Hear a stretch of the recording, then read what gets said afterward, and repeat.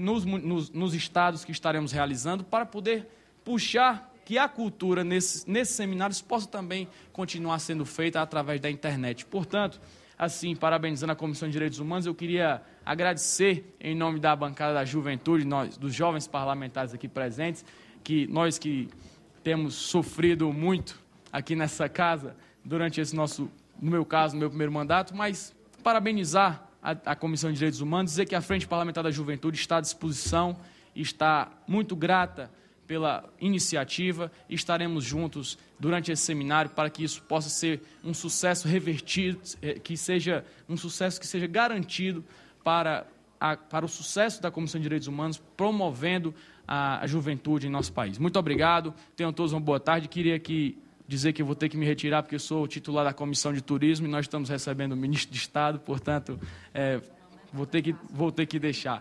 Mas muito obrigado, Manuela, muito obrigado a todos os senhores que fazem aqui presença. Senhor presidente, pela ordem, só porque o deputado Domingos Neto, meu xará, me fez aqui uma reprimenda pública e está registrado. Registrado e vai ficar no vídeo ali. Só para avisar que eu encaminhei para o gabinete de Vossa Excelência, para todos os deputados e senadores, o convite.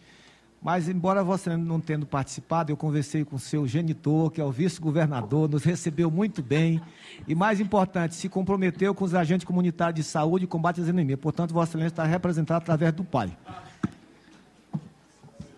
Eu fiquei com vontade de fazer piada, me desconcentrei, deputado Domingos, desculpa.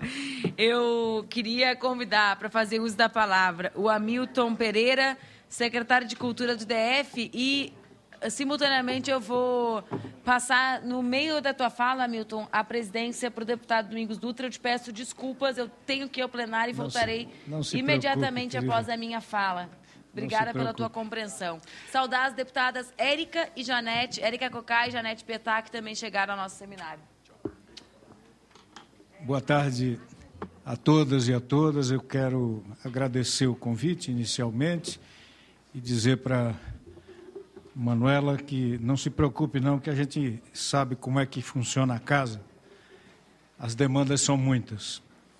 E queria saudando o plenário, o Celso, em nome do Celso, eu saúdo todo o plenário, Celso Ataíde, ele deu uma saidinha agora, saudar também Érica e Janete, que se encontram aqui, meu querido amigo, militante de décadas, nós somos do século passado, não é? Domingos Dutra, minhas companheiras e meus companheiros de mesa.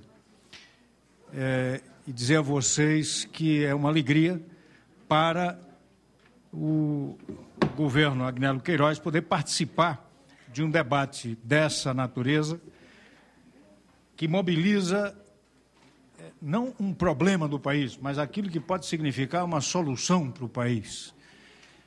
Mas eu queria, Manuela, começar a minha contribuição aqui chamando a atenção para o seguinte: eu não gosto de tratar a juventude no singular, talvez porque eu já tenha passado dos 60 anos, mas eu prefiro tratá-las como são as juventudes brasileiras, porque elas são muitas.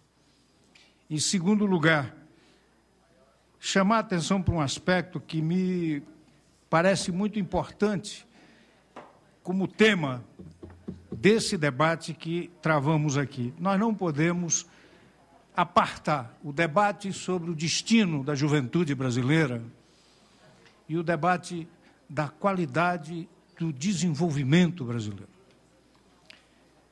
Isso porque nós precisamos de responder a algumas questões que são permanentes.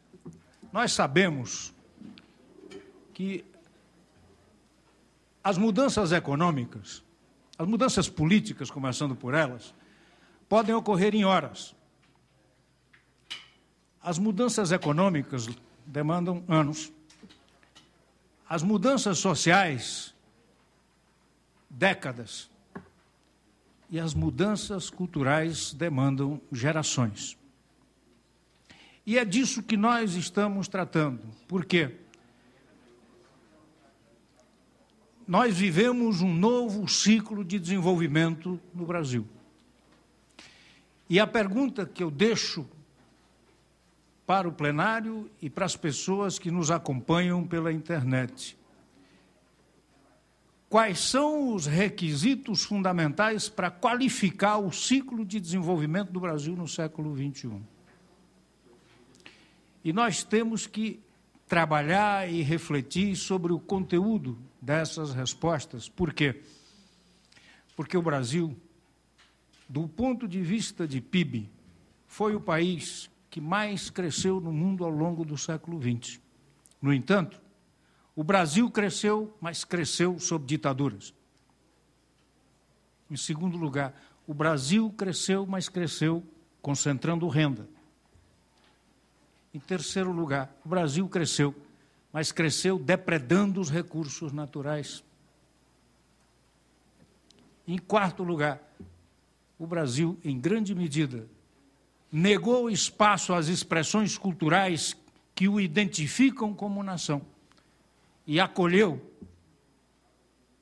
de maneira acrítica, pela imposição do mercado, aquilo que vem de outras culturas do mundo. E quero dizer a vocês, cultura é troca, cultura é gente.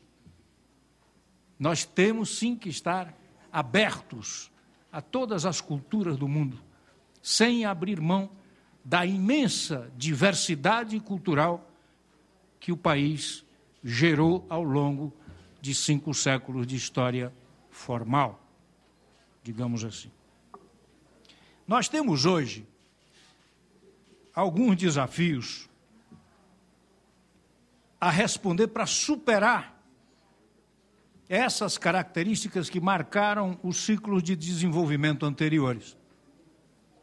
E a juventude tem um papel fundamental no debate desse processo, particularmente nos 2 últimos que eu enumerei aqui. Por quê? Porque hoje nós podemos dizer ao mundo que o Brasil cresce, sim, e cresce com democracia. Imperfeita, é verdade? Acho que o pior dos mundos seria a democracia perfeita. Segundo lugar, nós estamos crescendo e distribuindo renda. A rigor, nós podemos dizer que o Brasil escolheu o caminho de distribuir renda para crescer. Nós invertemos a equação da época da ditadura militar, que nos prometia sempre fazer crescer o bolo para depois distribuí-lo. E o dia da distribuição nunca chegava. Bem, nós refundamos esse ciclo de desenvolvimento a partir das políticas sociais e econômicas do presidente Lula, que produziu uma verdadeira eclosão, um deslocamento fantástico e ascendente, né, de vastos setores sociais. No entanto, isso não significa que nós resolvemos todos os problemas. A questão ambiental nos desafia. Nós não equacionamos adequadamente o desafio da sustentabilidade socioambiental no novo ciclo de desenvolvimento. Nós vamos receber a Rio+20 o ano que vem e temos que fazer o nosso balanço. E é fundamental que a gente veja isso com serenidade, sem perder de vista os enormes desafios que ainda persistem do ponto de vista de reduzir as criminosas desigualdades sociais e regionais que o país abriga. E o outro aspecto, nós não podemos chegar a 2022, no nosso bicentenário, com a diversidade cultural brasileira num estado de clandestinidade. A política pública de cultura, seja no âmbito federal, seja no âmbito dos estados, tem o dever de abrir espaço para essa diversidade, como condição para qualificar o novo ciclo de desenvolvimento. Eu não estou tratando apenas, e não é pouco, dos nossos sonhos. Eu estou tratando de economia, da economia da cultura, da economia criativa, Isso é absolutamente fundamental para qualificar. Eu diria que os dois elementos fundamentais para qualificar o novo ciclo residem precisamente no selo que vamos imprimir, no que diz respeito à sustentabilidade socioambiental e à diversidade cultural. Que esses são os dois temas da agenda contemporânea do mundo. Não pensem que a gente resolve o problema de Londres, ou eles resolvam, eles que criaram, com a repressão e com a polícia. Nós vamos resolver isso com o debate a respeito de que mundo queremos construir para as novas gerações. O que a Inglaterra está colhendo hoje é o que Thatcher plantou há 2 décadas. Essa é a colheita dos incêndios. Isso diz respeito aos desafios de novos valores que o país, o Brasil, precisa colocar sobre a mesa. O debate dos valores, aquilo que ocorreu de maneira torta na campanha presidencial do ano passado, em que uma espécie de agenda medieval ressurgiu dos porões de uma sociedade autoritária, sim, e reprimida, ao mesmo tempo.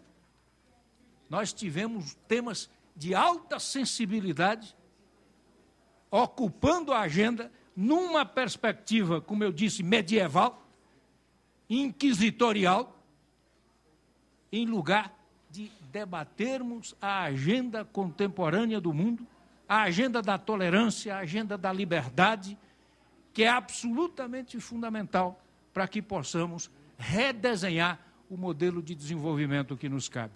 Concluo dizendo a vocês que, para mim, é uma alegria enorme poder estar aqui junto com os meus companheiros de mesa, podendo oferecer essa contribuição a esse debate, porque eu estou absolutamente seguro. O desenvolvimento econômico que o Brasil experimentou ao longo dos últimos 10 anos, a ele não correspondeu o adequado debate em torno dos valores. Nós, num certo sentido, reproduzimos em escala ampliada o formato do desenvolvimento anteriores. Então, é preciso que a gente baixe os olhos, dialogue com a juventude e provoque a juventude se a gente não quiser assistir Londres nas cidades brasileiras. Muito obrigado.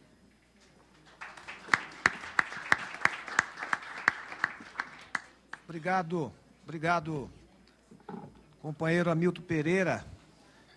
Eu que me sinto honrado de presidir essa audiência e tendo Vossa Excelência como nosso eterno professor, com as suas sábias palavras, nos orientar e nos animar, né, em direção a um futuro cada vez mais promissor do país.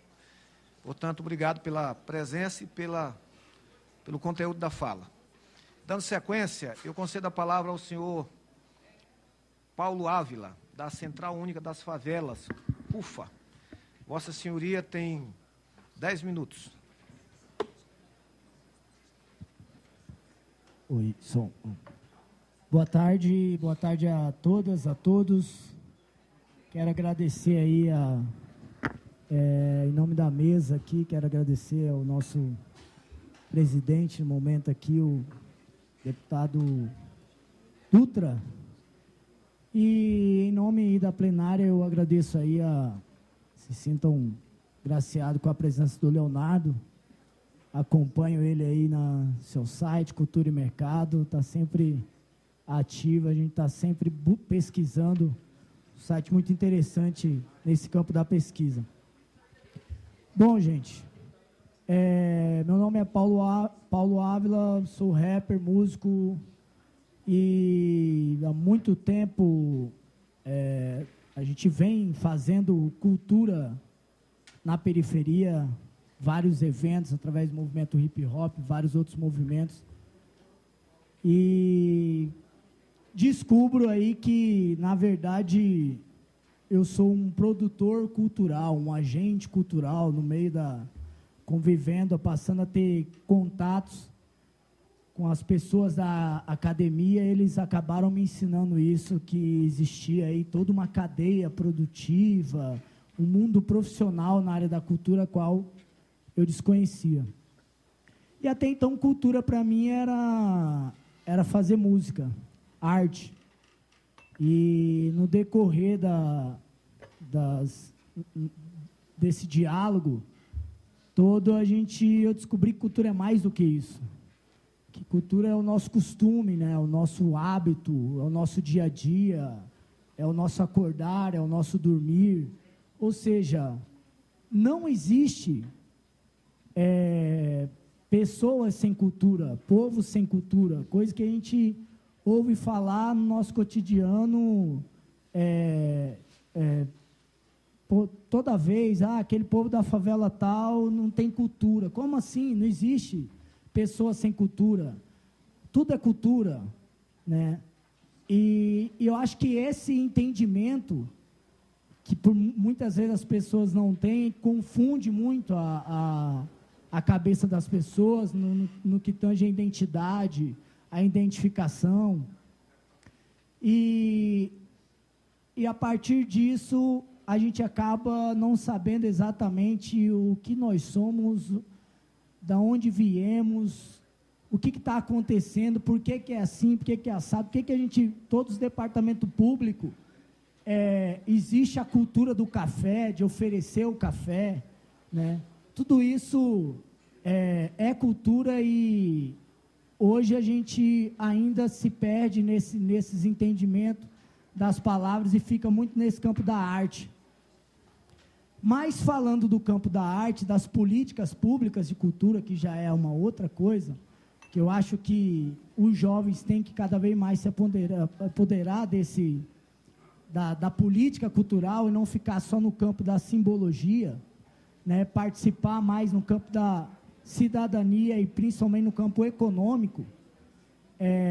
Muitas das vezes os investimentos que tangem na área da cultura são mínimos perante outras áreas, e todas as falas colocam cultura e juventude num alto grau de importância, mas no campo das políticas públicas a gente vê falhas.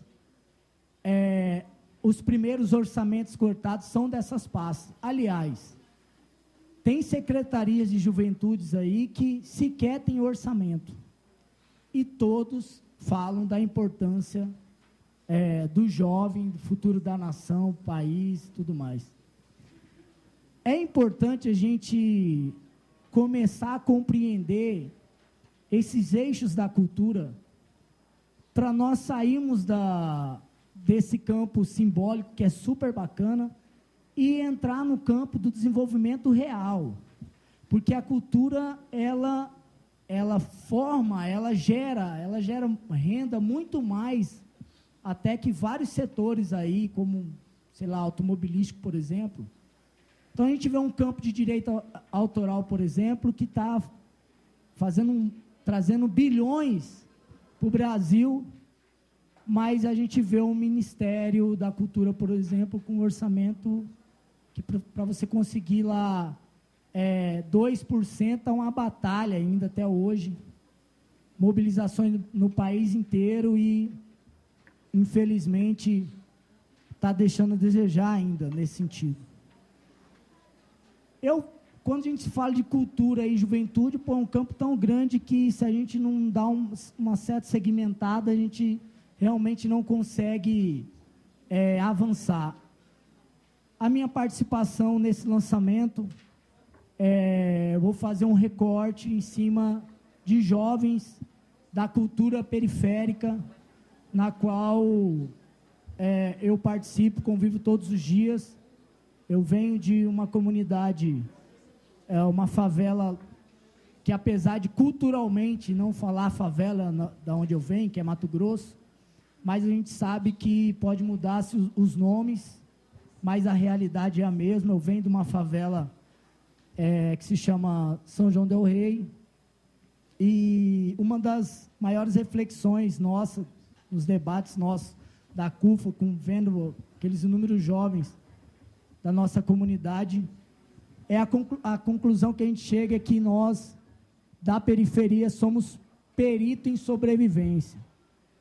Porque, na verdade, se você prestar atenção na história do país, o plano era para ter um grande genocídio racial por meio aí do tema que se dizem social, né? Mas existe aí um plano de embranquecimento que, pô, se os negros estão vivos até hoje, é grato a essa criatividade e improviso que nós conseguimos desde a nossa ancestralidade, por meio daí de, se a gente quer brincar, a gente pega uma caixa de maçã, né, na feira e faz um carrinho de mão, faz um rolemã, inventa a bolita, a pandoga, a pipa. E até hoje a gente vem nesse improviso e vem sobrevivendo e fazendo nossa cultura, fazendo a nossa arte. Eu costumo dizer que o país, o mundo é dividido entre o universo tribal, né, que é os ritmos que vêm da África, com a cultura europeia mesmo, que já é as grandes orquestras, o mundo erudito, o mundo clássico. E o engraçado é que a parte rítmica, né, essa parte tribal, ela para você ter um reconhecimento é uma luta, né, uma luta em órgãos de direito autoral, carteirinhas de músico, para você ter uma carteirinha de músico. Se é DJ, você não consegue ter uma carteira, porque você não consegue provar. Se eu sou rapper, na hora da prova, eles me mandam cantar MPB. O que eu tenho a ver com MPB? Eu tenho a ver com rap. Então, é outra arte, é outro movimento, é outros critérios, é outro universo. Então, e aí, você vai fazer um show, você tem que ter a carteirinha, mas, pô, a forma de você se expressar artisticamente, muitas vezes você não sabe o que é um dó, o que é um ré, o que é enfim, as notas musicais. E aí, será que é um problema de quem faz ou um problema do sistema, da política pública de cultura em si? Enfim, a nossa visão que a gente tenta hoje dialogar, muitas das vezes, por preconceitos mesmo do próprio movimento, da cultura de rua, das favelas, é que hoje a gente tem que dialogar mais mesmo. O mundo está convergendo para esse diálogo, as redes sociais, as coisas estão ampliando e tal. Queremos sim essa cultura formal, subindo os morros, subindo as periferias, queremos aprender, queremos as aulas de violino, as coisas que não chegam muitas vezes lá, que por muitas vezes, acho que é mais do que provado, que é muito mais barato você invadir o Complexo do Alemão fazendo quadras poliesportivas e várias ações sociais e culturais, do que os aparatos policiais. Mas não dá para a gente não consegue compreender ainda o porquê dessa cultura, essa cultura acadêmica ainda, onde o centro do saber de estar há décadas aí não consegue solucionar ainda os problemas da vulnerabilidade social, das coisas que acontecem com os nossos jovens. E, por outro lado, ainda despeja um certo preconceito nessas outras culturas, por exemplo, a cultura do funk, né? Você vê o funk, ele, por mais que tenha todas as suas discussões de conteúdo e tal, mas é uma cultura da favela oriunda de lá e que não tem muitos apoios ainda. Eu não gostaria muito de ver, por exemplo, editais dentro dessa área, no Ministério da Cultura, por exemplo, o funk, por que não? O funk e outras demais manifestações que, de certa forma, dá voz e faz os jovens se expressarem, colocar para fora aquilo que, de certa forma, traz angústia, né? Então, acho que o reconhecimento desses universos periféricos de suma importância para nós. Queremos isso, mas mais do que isso, queremos o empoderamento disso. E eu acho que essa casa aqui é o principal ambiente para essas discussões. Desde já, eu já falo para os jovens que estão nos assistindo, que estão aqui, o pessoal que está aqui, a gente tem que tirar, de certa forma, certos preconceitos e começar a debater política apartidária, porque a cultura periférica, o jovem periférico, acho que as pessoas que vêm da periferia da favela é muito arisca, né? Quando você entra numa comunidade, você estende a mão, e aí, tudo bem? Você sair tocando a mão, os caras já começam a falar o que você quer, de onde que esse cara, o que esse cara quer, ele é algum candidato, ele é... Então, tem sempre esse pé atrás. É importante a gente começar a enxergar de outra maneira esse processo todo e a gente começar a debater, porque muitas vezes a gente fica nos nossos movimentos xingando todo mundo, debatendo, mas quem é que, de certa forma, nos representa e muda o destino da nossa rua, o destino cultural, enfim, é esse ambiente que é onde se faz as leis, as novas leis, derruba as leis. Então, é importante nós, cada vez mais, participarmos desses ambientes de decisões e para a gente conseguir cada vez mais ter voz e mudar esses tipos de visões distorcidas até do universo periférico a qual a gente, de certa forma, está acostumado e muitas vezes participa, se esforça para participar das outras culturas, das outras manifestações artísticas. Muitas das vezes não consegue também, devido à falta de acesso mesmo. Mas fica aí o nosso recado, nossa provocação, para que essas políticas começam a chegar nas favelas, e mais do que isso, não só as culturas formais, mas a gente começar a aprender esse outro fazer com que a gente está fazendo há muito tempo, mas muitas vezes não cria os métodos, não criam o sistema a qual no mundo científico ele exige, né? Então, por exemplo, economia criativa, né? A gente já criou nossa economia há muito tempo, mas os brancos foram lá e criaram a teoria daquilo que a periferia já está fazendo há muito tempo. Esses improvisos, essas criatividades, né? Então, fizeram tese, monografia, e a gente, mais uma vez... A senhora tem um minuto. Mais uma vez, fica carregando as caixas, mas, de fato, os holofotes não vai para a comunidade. Infelizmente, muitos o rap, por exemplo, ele é um verdadeiro... verdadeira construção de novas literaturas, né, de novas palavras e tal. O Gog, por exemplo, tem uma música, que o rapper Gog tem uma música que chama Brasil com P, que é uma poesia fantástica que fala da realidade do nosso país. E é esquecida, não vira best-sellers e tal, mas talvez se fosse o Chico Buarque cantando, ia ser um grande best-seller. Então, eu acho que esses universos a gente precisa de mais atenção, e é óbvio que a gente está avançando muito nos nossos programas, nos programas que o governo está implantando, mas ainda está longe da gente chegar diante de uma realidade sincera, real, como o parceiro colocou aqui do Ministério, o secretário Vitor, falou, as praças culturais, né? As praças, elas são um projeto ousado, extremamente interessante, só que se não tiver vinculado com a comunidade, é capaz de daqui a um tempo, vários equipamentos não estarem mais lá devido a essa falta de diálogo.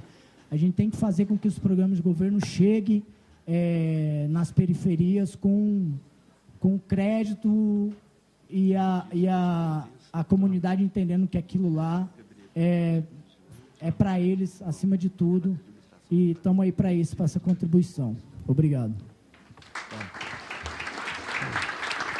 Obrigado, senhor Paulo Ávila, da Central Única das Favelas, CUFA. Registra a presença da deputada Janete Pietá, do PT de São Paulo, sediado no município de Guarulhos, onde a gente embarca e desembarca todos os dias. Registrar o senhor Max Maciel, também coordenador da CUFA, e o jovem do projeto Jovem de Expressão. Eu peço aos presentes que quiserem se inscrever, para a gente poder medir aqui o tempo, porque ainda temos ainda duas oradoras, e tem mais a senhora Marta, que quer completar ainda a fala, e nós temos ordem do dia e nós temos sessão deliberativa aqui nessa comissão. Portanto, a deputada Janete Pietá já pediu um salvo-conduto para ir para a reforma política, interessa ao Brasil, Vossa Excelência, na hora que quiser sair, está registrado. Eu concedo a palavra à senhora Jurema Machado, coordenadora de Cultura da Unesco no Brasil. Vossa Senhoria tem 10 minutos. Boa tarde a todos. Obrigada ao presidente da mesa, deputado Domingos Dutra. Boa tarde aos meus colegas de mesa, os deputados aqui presentes, ao plenário, os representantes do Ministério da Cultura e dos movimentos sociais na área de juventude, que eu vejo vários aqui representados. Bom, acho que vários dos temas importantes foram tocados e eu queria pontuar um pouco o que é o papel da Unesco, a visão das Nações Unidas, em particular da Unesco, sobre esse tema, e tentar contribuir com aquilo que foi solicitado, no sentido de indicar alguns temas para as políticas públicas, para o aprofundamento, a melhoria de políticas públicas nesse campo, que certamente o debate vai trazer. De imediato, eu queria registrar a minha satisfação de ver o programa, que, na verdade, começa pelo tema da relação juventude e cultura, não por uma questão, vamos dizer, corporativa, de nós que trabalhamos com o tema da cultura, mas porque, de fato, se o tema juventude é um tema, sobretudo, intersetorial, interdisciplinar, transversal às diversas políticas públicas, o tema da cultura mais ainda, ou seja, o fato de se começar por aí, eu acho que é um bom sintoma no sentido de que a cultura deva permear todo o debate e que eu acredito que muitas das políticas públicas voltadas para a juventude, naquilo que elas padecem de aprimoramento, certamente vai se encontrar um componente cultural, talvez uma abordagem mais culturalizada da educação, das políticas de saúde, das políticas de desenvolvimento, né, ou da grande política de desenvolvimento, se podemos chamar assim, padeça de uma compreensão, de uma abordagem cultural mais aprofundada. O tema, como eu disse, ele é prioridade das Nações Unidas, em particular da Unesco, cujo mandato também tangencia o tema, ou penetra ou interpenetra o tema da juventude em todos os seus aspectos, seja a cultura, a educação, que são os temas mais clássicos, tradicionais, conhecidos da Unesco, a questão do desenvolvimento social, do desenvolvimento e do meio ambiente, das ciências e do meio ambiente e da comunicação e informação, ou seja, um mandato no qual o tema da juventude é inescapável. E também porque estamos falando, no caso do mundo, de uma população jovem, na faixa que as Nações Unidas trabalham, de 15 a 24 anos, de 1 bilhão de pessoas, das quais cerca de 45% estão abaixo de uma chamada... o conceito de linha de pobreza ele é muito variável, aí, dependendo das metodologias, mas 1 bilhão de pessoas, das quais 45% recebem vivem com menos de $2 por dia. $2 não são a mesma coisa em todo lugar do mundo, mas, de qualquer forma, há aí um componente de pobreza em que a grande parte da juventude do mundo se encontra e que é foco de metas do milênio das Nações Unidas, assim como é foco de interesse da temática da Unesco. Um outro aspecto que a Unesco trabalha, e também as Nações Unidas, a ideia de criadores de indicadores de desenvolvimento para essa juventude. Porque se o Sistema Nações Unidas, o que ele pode fazer, atuar, no sentido de influenciar políticas públicas, é fundamental obter alguma comparabilidade ou alguma forma de monitorar essas políticas e, portanto, os indicadores são fundamentais. E, além disso, a relação com a saúde, ou seja, são temáticas que estão aqui também no seminário, né, especialmente com as doenças sexualmente transmissíveis, as DST e AIDS, a questão do direito à informação, que é um tema político de grande peso e que a juventude está no cerne, né? E a questão também de políticas e programas mais específicos, mais focados.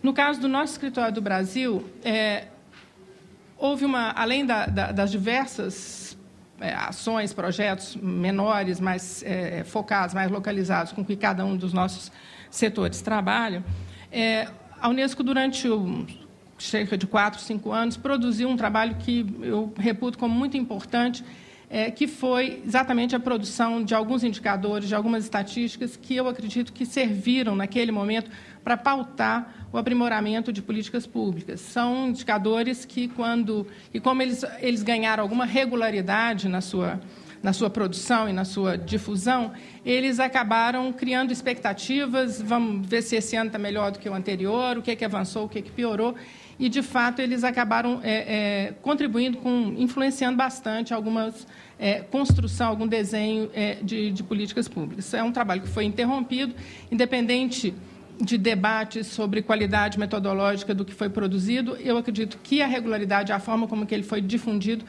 serviu muito. Muitos de vocês devem se lembrar da temática do mapa da violência, né, que foi um jargão, um nome, fantasia aí, construído pela Unesco em torno da temática da juventude, que, na verdade, alertou, né, que trouxe um alerta naquele momento para o governo de que todo o investimento que se fazia em jovens, desde o pré-natal até a entrada à universidade, ele ia, vamos dizer, pelo ralo, né, com as enormes perdas por mortes violentas, sejam mortes no trânsito, seja violência por armas, acidentes, etc. E, além disso, a Unesco trabalhou com alguns programas que depois também favoreceram ou se tornaram políticas mais orgânicas, vamos dizer, dentro do governo, que era a questão da abertura de escolas no final de semana, com uma série de, vamos dizer, fragilidades ou aspectos criticáveis aí na abordagem, mas também, por outro lado, uma experiência que, sem dúvida, é fundamental. Mais especificamente no tema da cultura na Unesco, a questão do patrimônio é vital, a presença e a participação de juventude, seja do ponto de vista de formação de mentalidades comprometidas com o patrimônio, seja do ponto de vista da formação profissional. E, nesse aspecto, eu chamo a atenção para um aspecto particular dentro do campo da cultura, que é o do patrimônio intangível, imaterial, e das culturas tradicionais. Ou seja, esse diálogo intergeracional, juventude e todas as gerações, ele é fundamental para a transmissão, para a salvaguarda desse patrimônio. Nós temos hoje, por exemplo, um projeto de línguas indígenas, de documentação de línguas indígenas, no qual, sem a presença de juventude, é impossível, ou seja, vamos dizer, retórico ou apenas uma curiosidade ou um deleite acadêmico trabalhar com documentação linguística se nós não tivermos as gerações atuais para serem, vamos dizer, as garantidoras dessa permanência, desse bem cultural, né, de valor inestimável que são as línguas. Bom, essas pesquisas, como eu disse, a Unesco interrompeu, mas alguns outros segmentos continuam produzindo e, mais recentemente, surgiu, alguns de vocês devem ter tido conhecimento, um índice de desenvolvimento da juventude, nessa tentativa de fazer, vamos dizer, esses índices mistos de um conjunto de indicadores que traz dados que são muito conhecidos, enfim, nada de muito novo, mas que são importantes, como eu disse, para que se possa acompanhar o desenvolvimento e avaliar resultados de ações, especialmente políticas públicas. Esses resultados que são conhecidos, basicamente, o que se tem? Problemas sérios, né, com a educação, desde a defasagem, idade séria, evasão, analfabetismo, todos índices muito resistentes, vamos dizer assim, a mudanças, né, com transformações ainda muito lentas. A questão da violência também extremamente preocupante, né? O Brasil segue como o terceiro maior índice de violência contra a juventude na América Latina, só superado por Colômbia e Venezuela. Mas algumas coisas boas, né? Por exemplo, como a questão das mulheres, das meninas, né? Nesse contexto, com índices, especialmente no que se diz respeito à educação, tão bons ou melhorando ou melhores do que os dos meninos, né, em muitas dos aspectos avaliados. E a questão crucial, né, central em todo esse debate, que é a questão do acesso à informação, do uso das tecnologias de informação e comunicação e da internet. Bom, caminhando, então, rapidamente para o que poderíamos, né, indicar como proposições aí para o debate, para o aprofundamento. Primeiro, uma questão que eu diria mais conceitual, que é a compreensão da cultura, não como um adereço, não apenas como manifestação artística, como falou o Paulo Ávila, mas como e não como simplesmente como uma demanda de acesso a, né, de ter acesso a, mas também de produzir. Cultura, enfim, vista como um direito, né? Um direito como é o direito à educação, como é o direito à saúde, como é o direito à cidade. Isso está lá, isso não é novidade nenhuma, isso está lá não só na Constituição, mas antes, na Convenção de Direitos Civis e Políticos, né, das Nações Unidas, dos anos 60, em que o acesso à expressão, às formas de expressão, à comunicação, ou está lá desde os direitos humanos, quer dizer, até um debate, vamos dizer, conceitual de que não se devia separar os direitos culturais do contexto dos direitos humanos, o que é correto, mas, enfim, é direito. Né, é direito e está muito bem colocada no começo dessa pauta. Um outro aspecto é essa dimensão assim, política e participativa da cultura. Quando se fala em juventude, que alguém falou assim, por um lado é problema, por outro é a grande expectativa, ou seja, essas visões contraditórias e às vezes, aparentemente antagônicas do que seja juventude, eu acho que o que acontece no momento é que a gente vive hoje uma época assim, sem modelos, né, sem paradigmas, em que alguns atores falam em fim da história, em fim do futuro, em ausência de memória. E, especialmente, a questão da informação, ela é extremamente definidora, né, do acesso às tecnologias de informação, ela é extremamente definidora dessas grandes transformações políticas, vide aí os movimentos todos no mundo árabe, vide o que está acontecendo em Londres agora, ou seja, essa ferramenta, que é mais do que uma ferramenta, mas é um instrumento, né, de luta política. E que faz com que o espaço da expressão, né, entre do público e do privado, ele esteja numa mudança muito acelerada. Então, ao invés de dizer que a juventude hoje, vamos dizer, é cética em relação, por exemplo, à minha geração que trabalhou por uma mudança de um projeto político no país, que essas transformações, alguns autores defendem que elas se dão mais num nível de uma reconstrução, vamos dizer, da individualidade. Eu acho que esse tema, né, ele é muito mais sutil do que os dados objetivos possam mostrar, mas ele deve ser, e eu acredito, mas ele deve ser permanentemente um objeto de reflexão. Há uma autora, uma antropóloga mexicana, que faz algumas afirmações sobre o que ela caracteriza como juventude hoje, que eu acho extremamente interessante. Ela fala que é um grupo, né, que tem uma consciência planetária, globalizada, que prioriza os espaços da vida cotidiana para impulsionar essas transformações globais. Quer dizer, sim não é o ceticismo ou a apatia, mas é ver as possibilidades de transformação a partir do cotidiano, a partir do local, que é um grupo que tende a respeitar o indivíduo, e esse indivíduo se coloca no centro das práticas, e que o grupo de pares ele tem necessariamente que respeitar a heterogeneidade.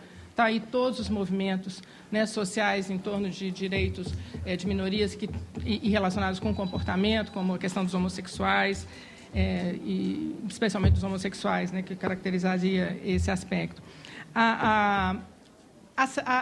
Não é uma rejeição ao envolvimento em causas sociais, mas que há uma seleção, vamos dizer assim, das causas sociais em que se deve envolver. E um aspecto que ela coloca interessante, que me parece um movimento de ida e vinda, né, não se pode afirmar que ele é linear num só sentido, é a ideia de que o bairro e o território estão deixando de ser o epicentro do mundo, especialmente a partir dessa possibilidade, dessa interlocução planetária, né, via a internet. Senhor Jurema, desculpe, a senhoria tem 1 minuto para concluir. Ok. Tá, obrigado. Então, eu vou usar esse 1 minuto para falar 2 aspectos que eu acho fundamentais do ponto de vista da construção dessas políticas, que é uma preocupação que eu acho que todas elas devem ter, no sentido, vamos dizer, de reduzir guetos, ou seja, de fazer circular essas juventudes, né, como dizia o Hamilton, no sentido de reduzir segregação espacial da cidade, seja por que instrumentos forem, ou seja, projetos focados em juventude, localizados nas periferias, para as periferias, eles têm que ganhar outros espaços da cidade. Não é nós mesmos falando para os mesmos, mas é nós falando para os diferentes e cada vez mais. Né? E o outro aspecto, que não dá tempo de desenvolver aqui, mas que eu acho vital, é a questão das políticas de educação. Não apenas os resultados concretos, efetivos da educação, mas toda a temática da cultura que está dentro das políticas educacionais e que foi construída. Fiquei muito feliz do Vitor falar aqui da criação de uma diretoria específica sobre esse tema no Ministério da Cultura, porque são políticas construídas pelos educadores, com um esforço dos educadores e com muito pouca contribuição da cultura. E aí eu nomeio muito rapidamente a questão da discriminação racial e de todas as outras formas de discriminação no ambiente escolar, a questão da diversidade religiosa, que é um problemão, né, que envolve juventude e que a escola está tratando de uma forma um pouco desbaratada, eu acho, nesse momento. Toda a temática das artes, como ela é trabalhada na escola, ou seja, a forma que os temas da cultura estão entrando no sistema de educação é uma forma ainda compartimentada e construída com um esforço grande da educação e, no meu entendimento, com pouca participação e com pouco esforço de reflexão do segmento da cultura. E eu acho que por aí há um espaço enorme. Finalmente, a questão dos indicadores e das formas de aferir essas políticas, para que a gente não se conforme com ações e tenda a entender essas ações como políticas. As ações não são políticas, são resultados de alguma concepção maior, vamos dizer, mais pontuais, mais focadas. Para que se possa ter alguma coisa mais orgânica, é fundamental ter esses instrumentos de avaliação. E ter, sobretudo, participação em todos os momentos de construção e avaliação dessas políticas. É isso. Obrigada. Obrigado, senhora Jurema Machado. Apesar da presidência ter estabelecido pelo regimento 10 minutos, mas todos têm passado dos 15. Né? Eu estou bastante tolerante, apesar de estar sempre com o olhar ali no relógio que está na minha frente. Eu queria registrar a presença do deputado Eudes Xavier, presidente da Frente Parlamentar de Economia Solidária e, ocasionalmente, deputado pelo Estado do Ceará. Registrar a presença do deputado Arnaldo Jordi, do PPS do Estado do Pará, mas ele não chia, já fala bem suave. Queria registrar também a presença do senhor Matheus Guimarães, coordenador da CUFA e da UNE do DF, do senhor Vicente Cuca, da UNE do DF, Vicente, eu vou botar só o filho, ou tem um nome no meio aqui, não entendi, mas Vicente Filho, que é coordenador geral de análise de projeto da CIFIC, do MIC. A dona Miriam Araújo, do Ministério da Cultura, Alexandra Félix, da Câmara Legislativa do DF, representando aqui o maranhense, que bem representa o Distrito Federal, Chico Vigilante. Rebeca Guzmão, da Administração de Brasília, diretora de esporte da UNE.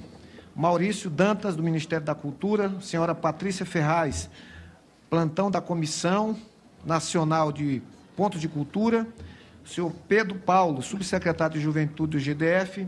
E a senhora Ângela Guimarães, subsecretária nacional da Juventude da Presidência da República. Dando sequência para o penúltimo orador, concedo a palavra ao senhor Gabriel Medina, presidente do Conselho Nacional de Juventude. Vossa Senhoria tem 10 minutos, se puder abreviar para 5, a mesa fica muito agradecida.